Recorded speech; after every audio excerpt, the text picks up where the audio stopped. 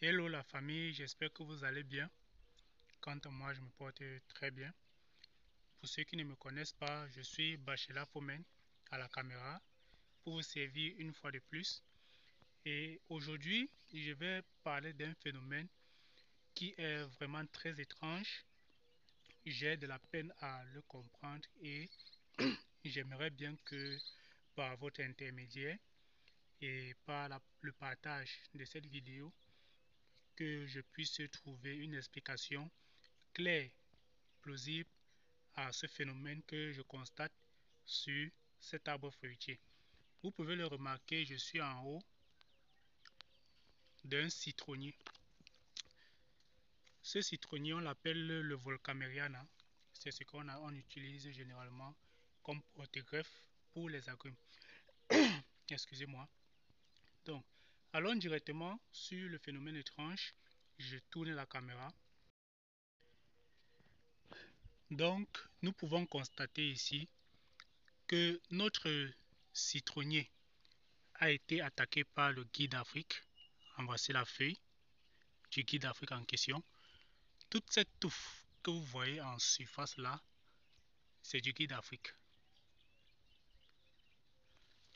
Le phénomène étrange, c'est donc quoi? C'est que nous pouvons constater ici que la branche qui a été parasitée par le guide d'Afrique a été coupée.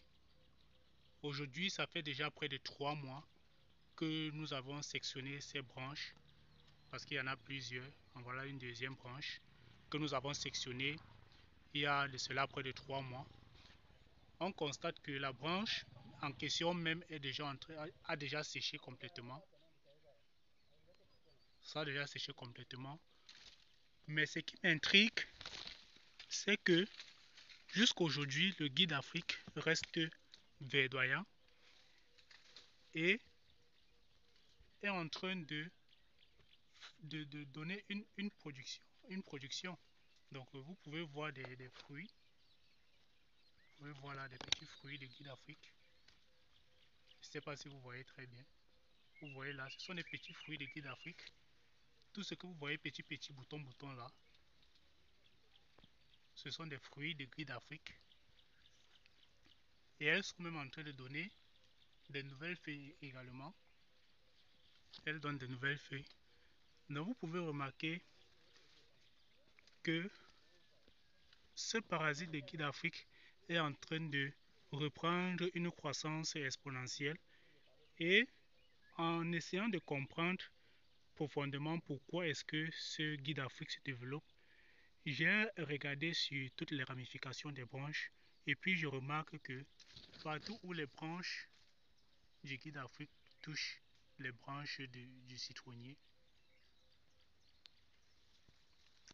elles y créent directement des liaisons. On peut remarquer ici, vous voyez ce cancer de guide d'Afrique là, sur la branche. Vous voyez, donc c'est une branche, voici la branche du guide d'Afrique. Voici ça, voilà la branche du guide d'Afrique qui va et rencontre une branche du citronnier et crée une nouvelle zone de scission. On peut remarquer encore un autre point ici devant. Vous voyez, voilà un autre point. C'est toujours une autre ramification de la branche du guide d'Afrique que nous avons dû couper il y a de cela près de 3 mois.